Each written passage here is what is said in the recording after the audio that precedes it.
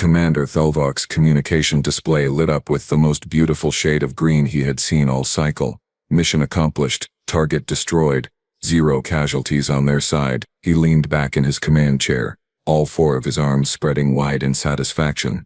Well, he said to his bridge crew, mandibles clicking in what passed for a Crithian smile. Looks like the humans forgot to shield their military staging ground. How tragically incompetent of them, Lieutenant Voss chirped from the tactical station, her carapace gleaming under the ship's bioluminescent panels. Sir, the strike package reports complete structural collapse. The target has been reduced to rubble and scattered particles. Estimated enemy casualties are, well, all of them. Excellent work, Lieutenant. Truly excellent.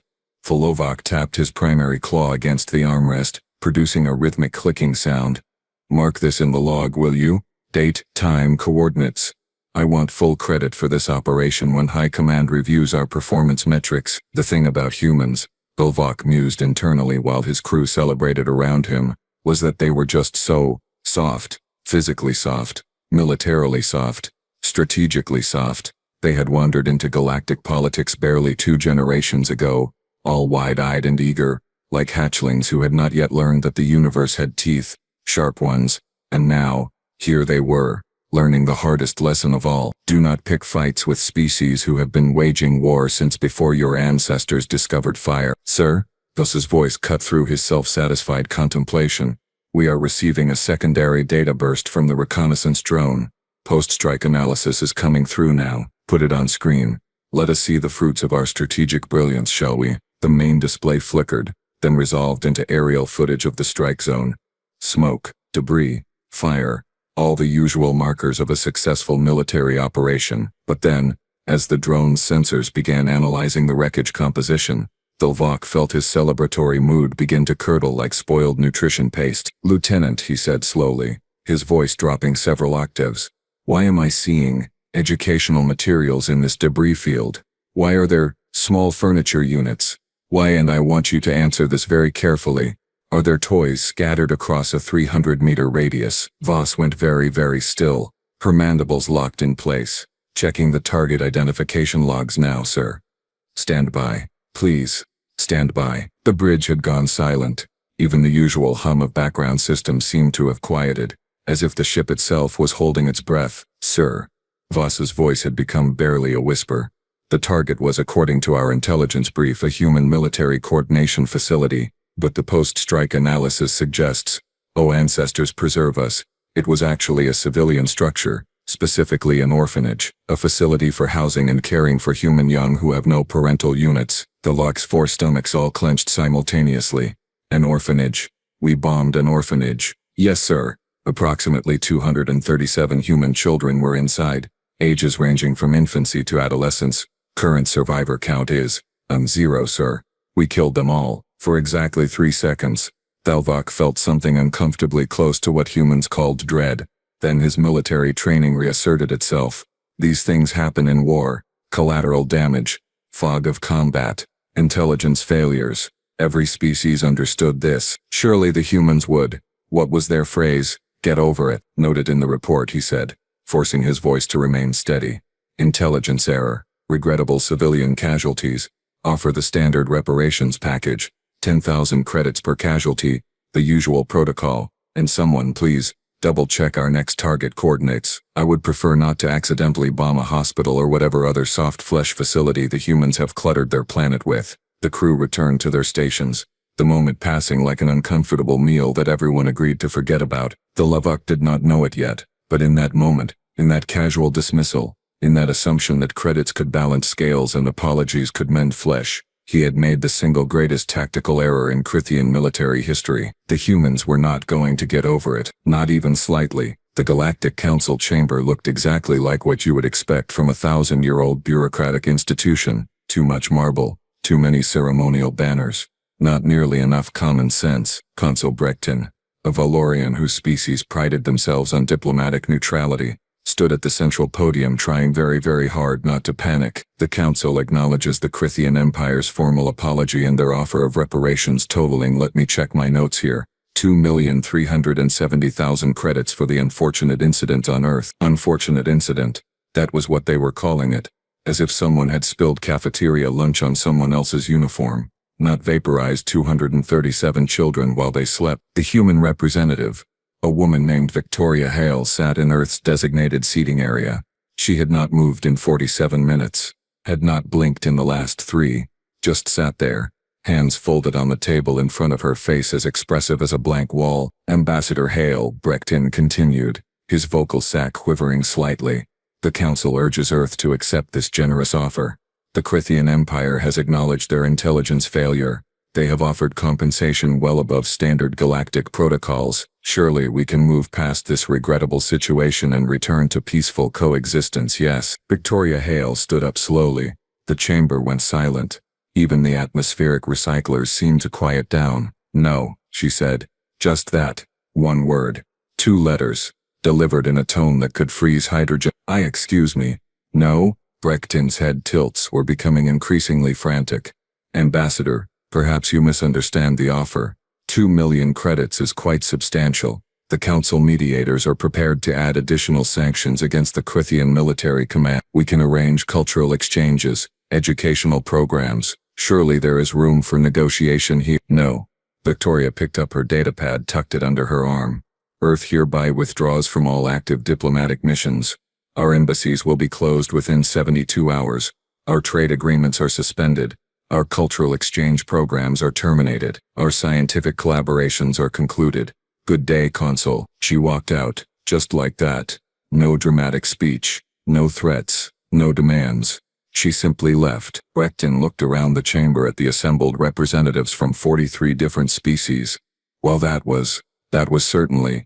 Does anyone have any idea what just happened? Within 6 hours, every single human diplomat had left every single alien world. Within 12 hours, all human commercial vessels had returned to Sol system. Within 24 hours, the borders of human space had gone completely, utterly, terrifyingly silent. The Lovok watched the news feeds from his quarters, mandibles clicking in what he told himself was amusement but felt suspiciously like anxiety. They are pouting, he said to Voss, who had stopped by with status reports, throwing a tantrum, retreating to their little corner of space to, what is the term? Lick their wounds. They will be back. They always come back.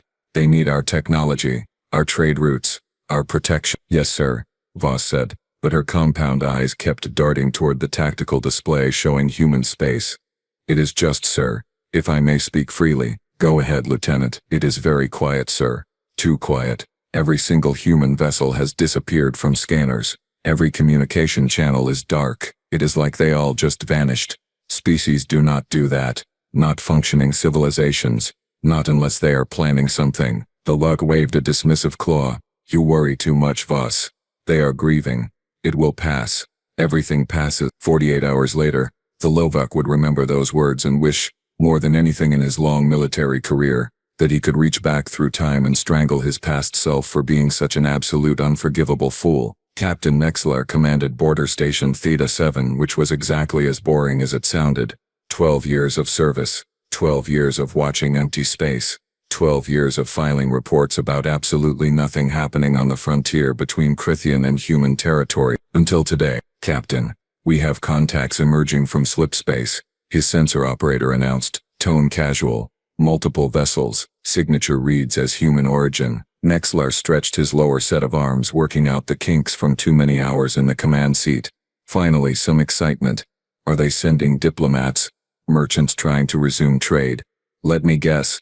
They want to talk about the orphanage situation. Work out some kind of agreement. Sir, negative on all counts. The fleet composition is, well, it is strange, sir. Very strange. Define strange, Ensign. I am reading cargo haulers. Asteroid mining vessels, colony construction ships, industrial fabrication platforms, a few actual military frigates, yes. But mostly it looks like they just grabbed everything with an engine and pointed it at our border. Nexler felt his mandibles twitch in what might have been amusement. They brought their civilian fleet to intimidate us. Oh, this is rich. This is absolutely precious. Open a communication channel. Let us hear what sort of demands they think they can make with a convoy of glorified space trucks. The communications officer worked her console, then looked up with confusion painted across her features. Sir, they are not responding to hails. I am broadcasting on all standard frequencies. Nothing. They are just coming straight at us. What do you mean coming straight at us? I mean they are not slowing down, sir. They are not requesting parley. They are not broadcasting demands. They are accelerating.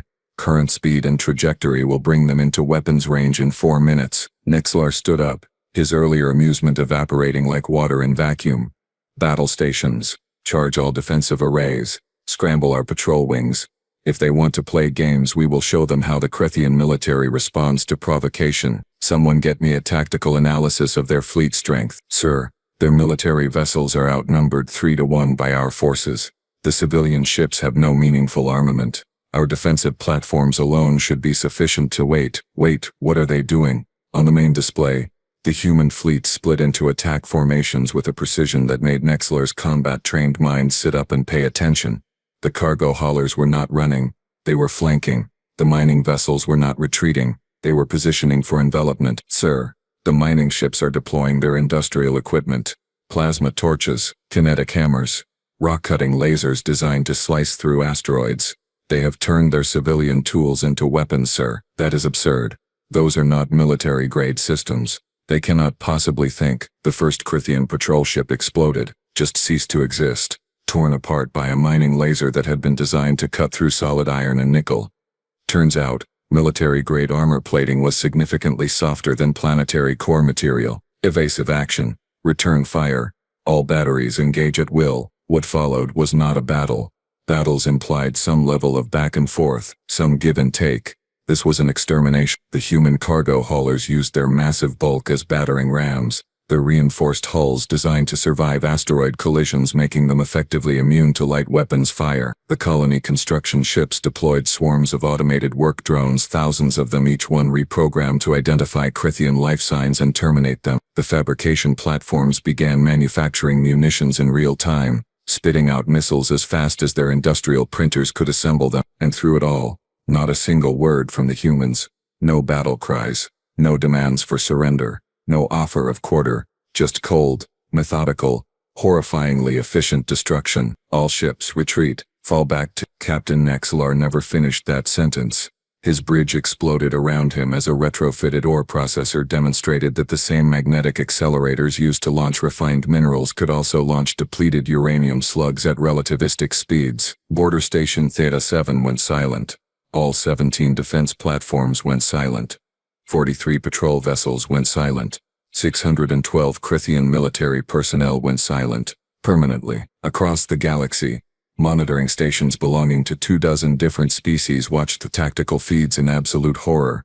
The Valorian Diplomatic Corps immediately began drafting emergency peace proposals. The Thexian Trade Federation started calculating how fast they could distance themselves from Krethian space. And on 17 different worlds, military strategists began furiously updating their threat assessment files on humanity. The section labeled Human Warfare Doctrine had just been upgraded from developing to existential threat. Avoid at all costs. And the humans? They said nothing. They just moved on to the next Krethian outpost. Then the next. Then the next. No survivors.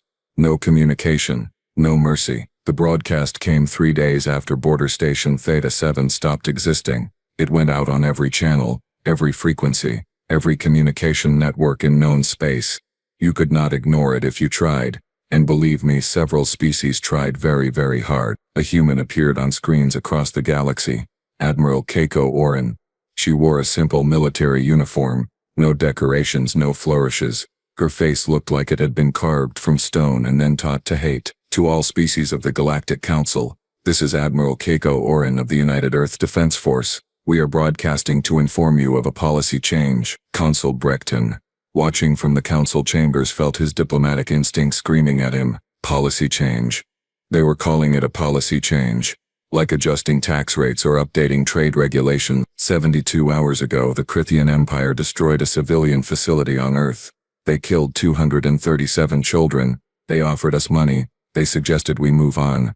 Oren's voice never changed pitch, never wavered. It was the vocal equivalent of a guillotine blade, cold and final. We decline. She paused, and in that pause you could hear the entire galaxy holding its breath. Humanity is now operating under a doctrine called total war. For those species unfamiliar with the concept, allow me to explain. Total war means that every single asset of the Crithian Empire is now a legitimate military target. Every factory, every shipyard, every space station, every trade route, every fuel depot, every communications relay, every financial institution, every cultural center, everything. On Krithia Prime, Thalvok watched the broadcast from High Command headquarters, his four stomachs turning to ice. She cannot be serious. The Galactic Convention on Warfare explicitly prohibits targeting civilian infrastructure. There are rules, protocols, boundaries. Military targets will be destroyed or discontinued. Economic targets will be destroyed. Your supply chains will be destroyed. Your ability to wage war will be destroyed. Your ability to fund war will be destroyed. Your will to wage war will be destroyed. There will be no negotiation. There will be no peace talks. There will be no ceasefire. There will be no white flags. A tactical officer next to the VOC pulled up the relevant sections of galactic military law. Sir, she is describing at least 47 separate violations of the Convention on Warfare. Minimum, if they actually implement this doctrine, they will be violating every established norm of civilized combat. The Council will have to intervene. They will have to stop this. The rules of engagement are as follows, Orin said, and the Lovo could swear he saw the ghost of a smile cross her face. There are none. We will accept no surrender until every individual who authorized the strike on the Bright Harbor Children's Home is in human custody. We will negotiate no terms until every person in the Crithian command structure who approved that target is standing trial. We will show no mercy until we receive what was never shown to 237 sleeping children. Brechting was already trying to establish a communication link, his appendages flying across his console. Get me a direct line to Admiral Orin, immediately. We need to mediate this before it spirals further. The Council has authority. The Galactic Council may feel free to file a formal complaint, Orin said as if she could hear Brechton's thoughts across space. We will consider it carefully. Then we will ignore it completely. Earth is withdrawing from the Convention on Warfare, effective immediately. We no longer recognize galactic military law. We no longer accept Council authority on matters of human security. You created this situation when you suggested that credits could replace children. Now you get to live with the consequences. The screen went dark. For 10 full seconds, the Council chamber was silent. Then it erupted into chaos. 17 species began talking at once. 6 demanded immediate sanctions on humanity. 4 suggested military intervention. 2 started planning evacuation routes in case the humans decided to expand their definition of involved parties. The Lobok sat in his command chair, all 4 arms hanging limply at his sides. Vos, he said quietly.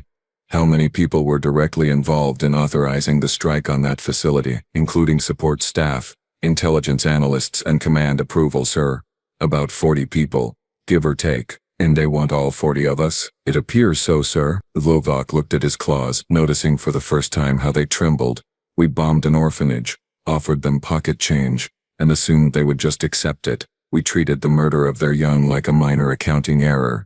What were we thinking? We were thinking they were weak, sir. We were wrong. Outside the window, Thalvok could see the orbital defense platforms powering up, preparing for an assault that every tactical bone in his body told him they could not possibly win. They had killed children and expected civilization in return. Instead, they had awakened something far older than civilization, far more primal, far more terrifying. They had awakened human wrath, and the universe was about to learn why that particular force had kept humanity's own worst impulses in check for so long. Because when humans finally let that leash slip, when they stopped trying to be civilized and started remembering how to be apex predators, well, the galaxy was simply not ready for what came next. The humans did not just wage war, they performed surgery, brutal, methodical, horrifyingly precise surgery on the entire Crithian civilization. Week 1, they targeted the military supply chains. Every fuel depot within 50 light-years of Crithian space simply ceased to exist. Not destroyed in glorious battle, mind you, just gone. Evaporated by long-range weapons fired from positions the Crithians could not even detect, let alone counter. Week 2, the economic infrastructure. The Crithian central banking network went offline when human cyber warfare specialists, and let us be honest here, those are just hackers with official uniforms, introduced a virus so sophisticated it made the system administrators weep. Every credit, every transaction, every financial record, corrupted beyond recovery. The Crithian economy did not crash, It simply stopped existing. Ambassador Prill of the Salvant Collective watched from her monitoring station. All 6 of her eye stalks focused on the tactical displays. "This is not war," she muttered to her aide. This is art. Terrible, horrible, magnificent art. Look at this. They just destroyed the primary agricultural processing facility on Krithia 7. Not the military base next to it. Not the spaceport. Just the food processing plant.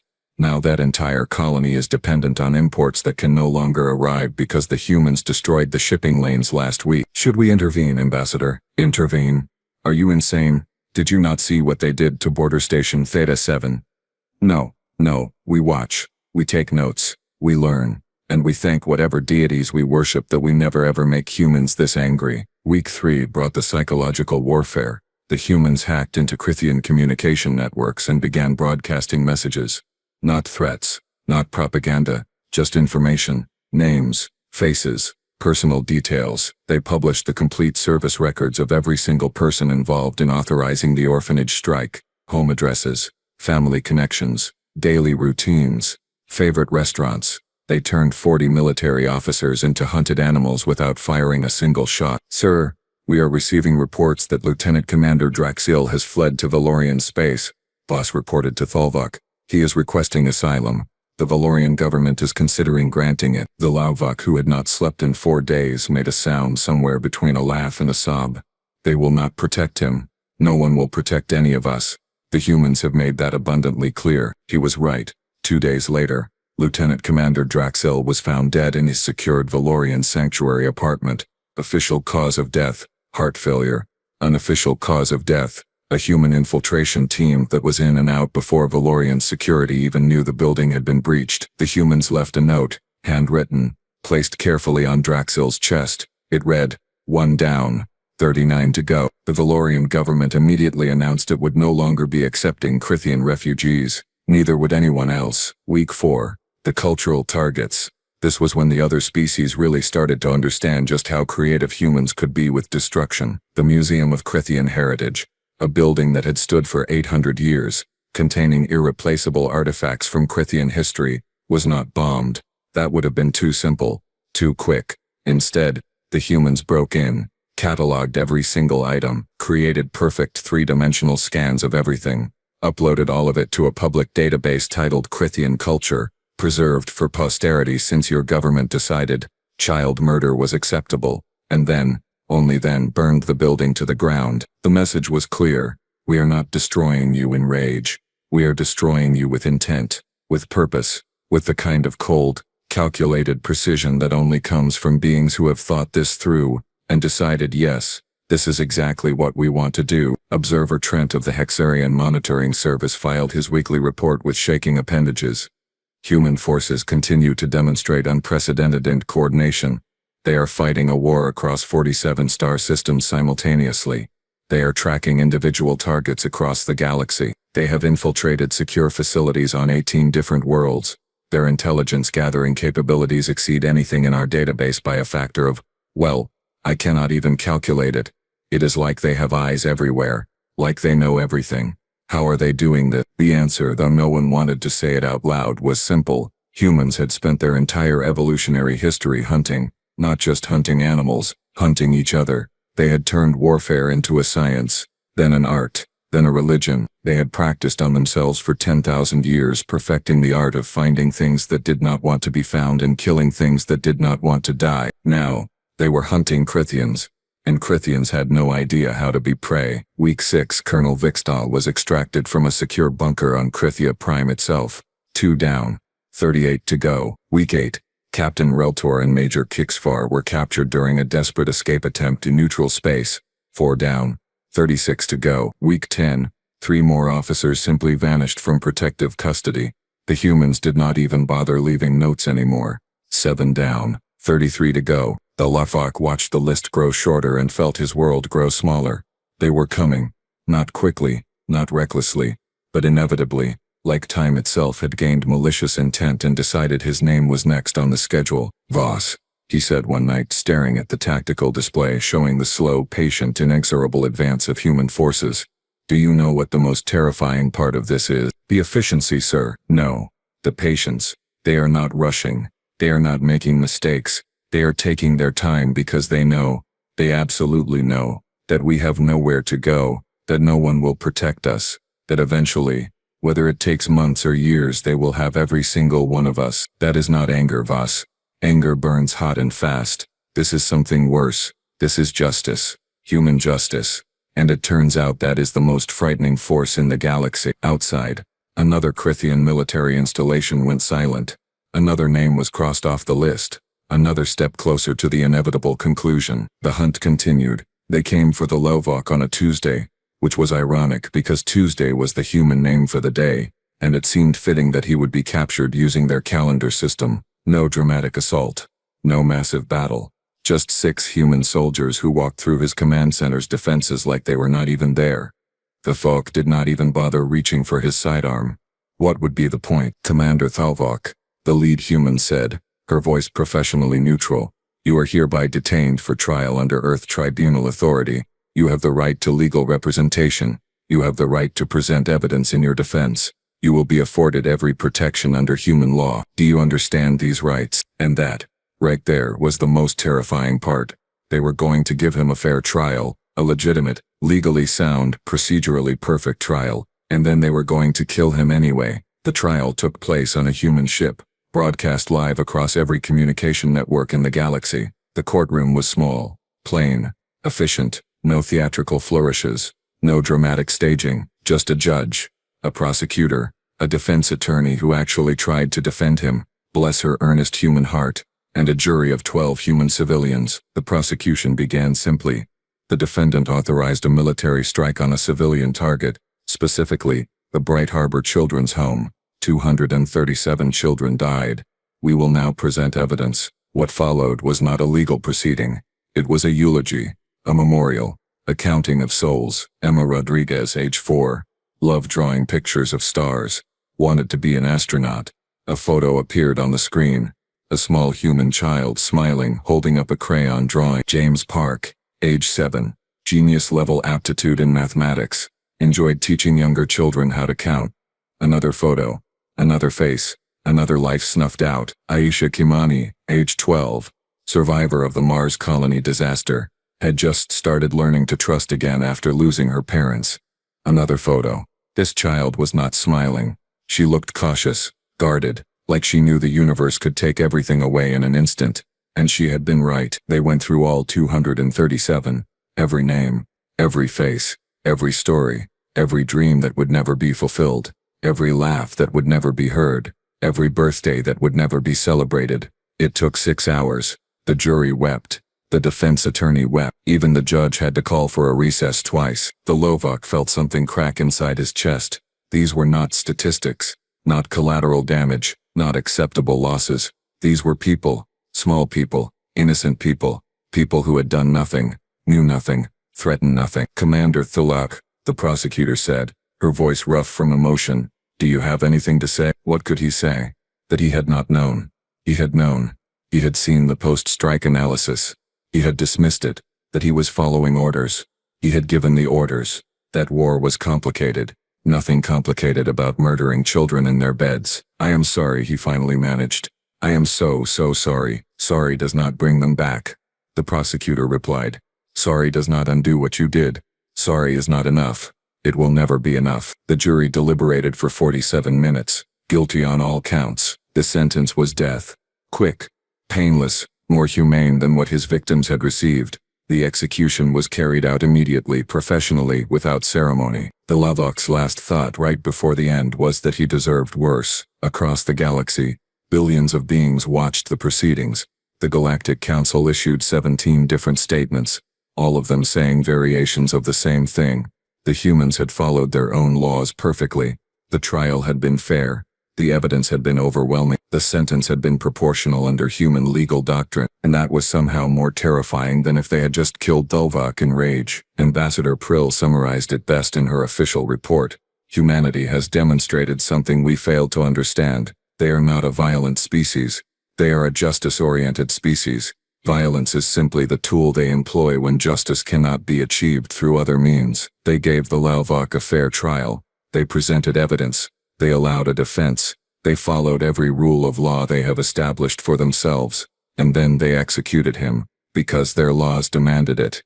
This is not the action of barbarians. This is the action of a civilization that takes its principles so seriously it will burn down empires to uphold them. The remaining 32 officers on the list surrendered within a week. They all received the same treatment: fair trials, overwhelming evidence, legal representation, guilty verdicts, quick executions. The humans kept their word. When the last officer was sentenced, when the last name was crossed off the list, the war ended. Just like that. Human forces withdrew. Trade routes reopened. Diplomats returned. The humans went back to being polite, friendly, eager participants in galactic society. But nobody forgot. Nobody would ever forget. The galaxy had learned something profound about humanity. They could be pushed. They could be diplomatic. They could be patient. They could even be forgiving. But if you hurt their children, if you murdered their innocent, if you crossed that particular line, well, then you got to meet the other side of humanity. The side that had climbed to the top of their food chain by being better at violence than anything else on their planet. The side that had stopped fighting each other only because they had run out of enemies and had to invent new reasons to cooperate. The side that knew exactly how to wage total war, because they had practiced on themselves for millennia. Commander Thelvok had learned this lesson. He had learned it completely, thoroughly, and far too late. They came for the Lovok on a Tuesday, which was ironic because Tuesday was the human name for the day, and it seemed fitting that he would be captured using their calendar system. No dramatic assault. No massive battle. Just 6 human soldiers who walked through his command center's defenses like they were not even there. Thelvok did not even bother reaching for his sidearm. What would be the point? Commander Thelvok, the lead human said, her voice professionally neutral. You are hereby detained for trial under Earth Tribunal authority. You have the right to legal representation. You have the right to present evidence in your defense. You will be afforded every protection under human law. Do you understand these rights? And that, right there, was the most terrifying part. They were going to give him a fair trial, a legitimate, legally sound, procedurally perfect trial, and then they were going to kill him anyway. The trial took place on a human ship, broadcast live across every communication network in the galaxy. The courtroom was small, plain, efficient, no theatrical flourishes, no dramatic staging, just a judge, a prosecutor, a defense attorney who actually tried to defend him, bless her earnest human heart, and a jury of 12 human civilians. The prosecution began simply. The defendant authorized a military strike on a civilian target, specifically, the Bright Harbor Children's Home. 237 children died. We will now present evidence. What followed was not a legal proceeding. It was a eulogy, a memorial, a counting of souls. Emma Rodriguez, age 4, loved drawing pictures of stars, wanted to be an astronaut. A photo appeared on the screen. A small human child smiling, holding up a crayon drawing. James Park, age 7, genius-level aptitude in mathematics, enjoyed teaching younger children how to count. Another photo. Another face, another life snuffed out. Ayesha Kamani, age 12, survivor of the Mars colony disaster, had just started learning to trust again after losing her parents. Another photo. This child was not smiling. She looked cautious, guarded, like she knew the universe could take everything away in an instant, and she had been right. They went through all 237, every name, every face, every story, every dream that would never be fulfilled. Every laugh that would never be heard, every birthday that would never be celebrated.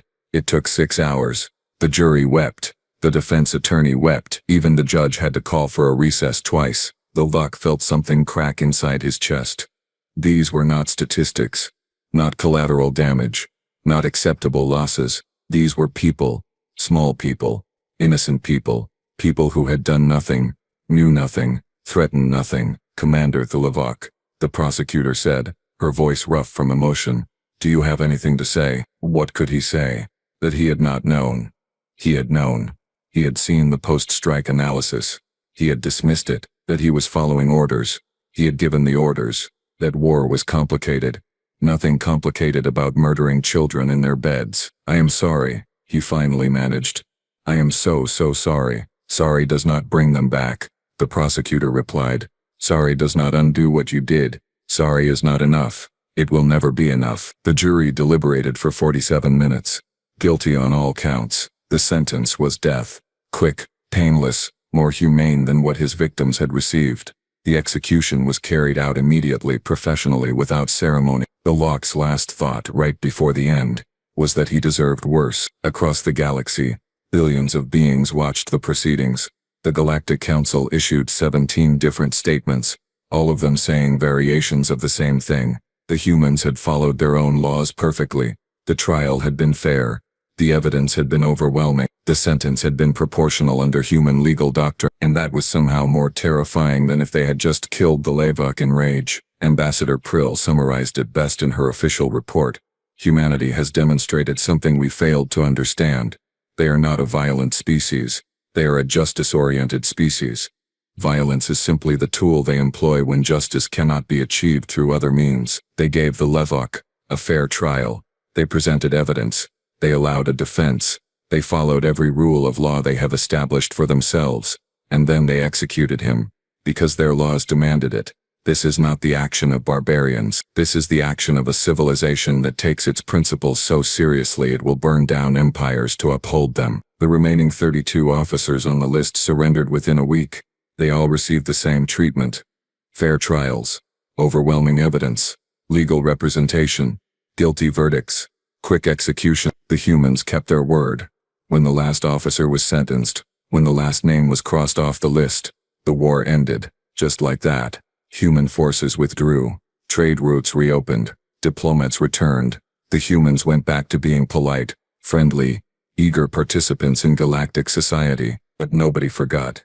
Nobody would ever forget. The galaxy had learned something profound about humanity. They could be pushed. They could be diplomatic. They could be patient. They could even be forgiving. But if you hurt their children, if you murdered their innocent, if you crossed that particular line, well, then you got to meet the other side of humanity. The side that had climbed to the top of their food chain by being better at violence than anything else on their planet. The side that had stopped fighting each other only because they had run out of enemies and had to invent new reasons to cooperate. The side that knew exactly how to wage total war, because they had practiced on themselves for millennia. Commander Thelvok had learned this lesson. He had learned it completely, thoroughly, and far too late. 6 months after the last execution, Consul Brecton stood before the Galactic Council to announce the passage of Resolution 7074-3, formally titled The Protection of Civilian Populations in Armed Conflict Act. Informally, everyone called it the Do Not Make the Humans Angry Law. The Council has voted unanimously, Brecton announced, his vocal sac inflating with what he hoped looked like dignified authority rather than residual terror. Any military strike against civilian targets, particularly those housing young or vulnerable populations, will now be classified as a Class 1 atrocity. Perpetrators will face immediate sanctions, complete economic isolation, and mandatory extradition to the offended party for trial. All in favor say aye. 43 voices said aye. Loudly, enthusiastically.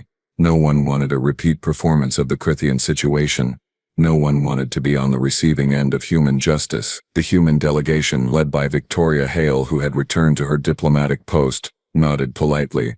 Earth appreciates the Council's commitment to protecting innocent lives. We look forward to continued cooperation. She did not mention the 3 human battle fleets now permanently stationed at strategic points throughout the galaxy. She did not need to. Everyone could see them on their long-range scanners. Everyone understood what they represented. Insurance. A reminder. A promise that if it happened again, the response would be just as swift and just as thorough. Trade between Earth and the rest of the galaxy resumed. Cultural exchanges restarted.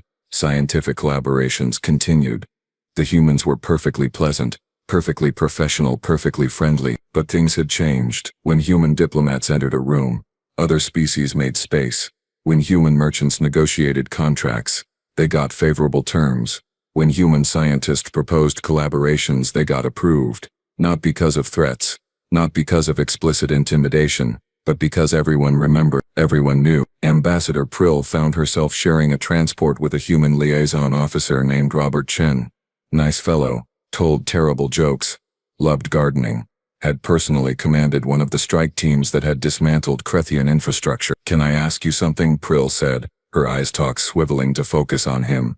And I mean no offense by this question. Go ahead, Ambassador. Your species, you seem so peaceful, so interested in art and music and cooperation. How do you reconcile that with what you did to the Crithians? How do you switch between being poets and philosophers one moment and being, well, that, the next moment? Robert was quiet for a long moment, staring out the viewport at the stars rushing past. We do not switch, Ambassador. We are always both. Every human carries both capacities inside them at all times. We create beautiful art because we understand destruction. We value peace because we know the cost of war. We protect our children so fiercely because we remember when we failed to protect them. The capacity for violence and the capacity for compassion. They are not opposites. They are partners. You cannot truly value life unless you understand death. You cannot truly want peace unless you are capable of waging war. That is a terrifying philosophy. Yes, Robert agreed. Yes, it is. But it is honest. We are not pretending to be something we are not. We are not hiding our nature. We are just choosing every single day to be the better version of ourselves, unless someone gives us a reason to choose differently. Krill thought about that for a long time. On Krithia Prime, the new government erected a memorial, 237 names carved into stone, with a simple inscription underneath. We forgot that mercy must be earned. We forgot that civilization is a choice. We forgot that some lines must never be crossed. May we never forget again. Lavak had been right about one thing. All those months ago, humans were soft. They cried easily. They felt deeply. They formed emotional attachments to the strangest things. They wrote poetry about flowers and sang songs about love. But soft things can also be sharp. Compassion and cruelty, it turns out, are not opposites. They are two sides of the same coin, and humans carried that coin in their pocket at all times, ready to flip it depending on how you treated them. The galaxy had called humans primitive, had dismissed them as newcomers, had assumed their emotions made them weak. Turns out, emotions do not make you weak. They make you dangerous, because beings who feel deeply also protect deeply, beings who love fiercely also fight fiercely, and beings who value innocence will absolutely burn down your entire civilization if you dare to harm it. The Krithian Empire learned this lesson. The galaxy learned this lesson. And somewhere, in a classroom on Earth, 237 empty desks served as a reminder that humanity had learned something too, that they would never ever let it happen again, not to their children, not on their watch, not while a single human drew breath. The age of underestimating humanity was over, the age of consequence had begun, and the universe for once was paying attention.